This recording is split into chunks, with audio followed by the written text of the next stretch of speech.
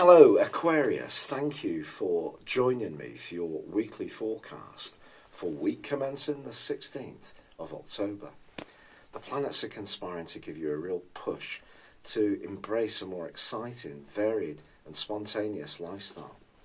Although you have your restless co-ruler of Uranus, which can see you maybe a bit changeable at times, there is another part of your nature which is much more constant, and that comes from the rulership of your traditional ruler, Saturn, and that's much more stabilising. But this week's conditions are asking you to think much more seriously about widening your horizons and living much more in the here and now. Now that's of course an easy thing to say, but you're a fixed zodiac sign, therefore you like familiarity, it makes you feel comfortable, and that's one of the interesting dualities of the rulership of your two planets. But this week actually Uranus is very powerful, and I think this suggests that some kind of change could well be in the works. First off, Uranus is in an obtuse angle, a quincunx or an in conjunction with Mars. Now Mars continues its journey in a very passionate part of your situation, one which makes you think in a practical way about long-term finances and business, and also very close associations with other people. Now the 8th house is of course also about intimacy, and Mars is about the more masculine side of this. So there may be part of you that in some ways wants to commit to something, but the question inside of your nature coming from Uranus in your 3rd house, which is about information, is very strong. So don't go forward in any situation until you've got a sense that you really know where you stand. And in fact, with the Sun and also Mercury at the start of this week and Venus, all in your sector of truth, I don't think you're going to be short of a degree of inquisitiveness. But Mercury then relocates to the very top of your horoscope on Tuesday, and that is Scorpio.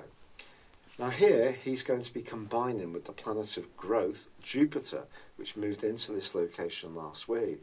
And for 3 days they're cooperating splendidly. This would be a marvellous time for you to try something a little bit different in terms of your employment situation, or if you work for yourself, a different strategy for your business. But other people you encounter can feel the radiance of your confidence, and because there can be a sense that change is very much in the air for you, you may be willing to experiment more than is usually the case.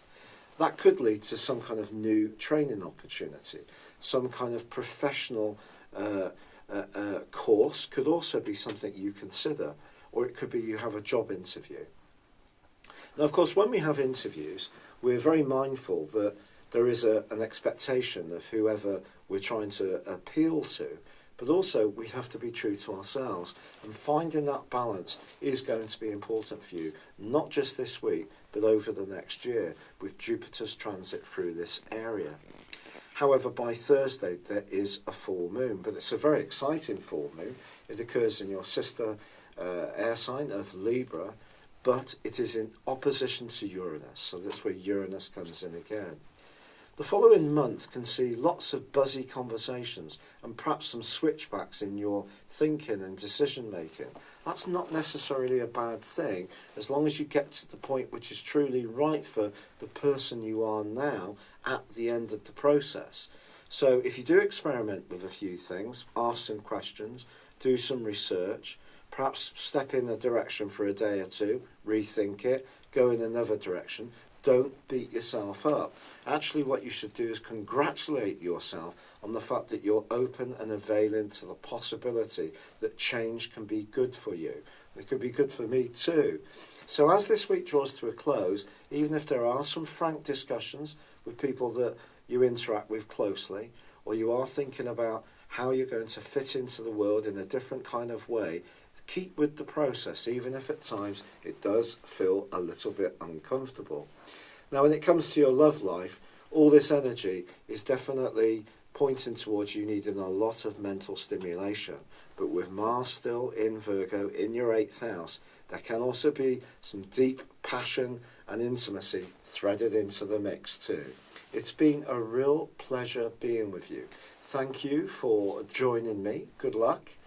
And goodbye for now. Hello, thank you so much for watching my video. I'd love you to join me at my Horoscope Ace app.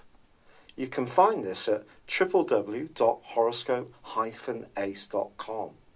You can use it through Android, iOS, Apple or Facebook. Check out your ascendant or your moon sign or download your free birth chart. There's all your favourite videos, plus there are daily, weekly, monthly and yearly horoscopes for general, love, Chinese and Indian astrology. If your passion is tarot, there's my brilliant 3-card money or love tarot readings too. And it's all there at www.horoscope-ace.com. Thank you.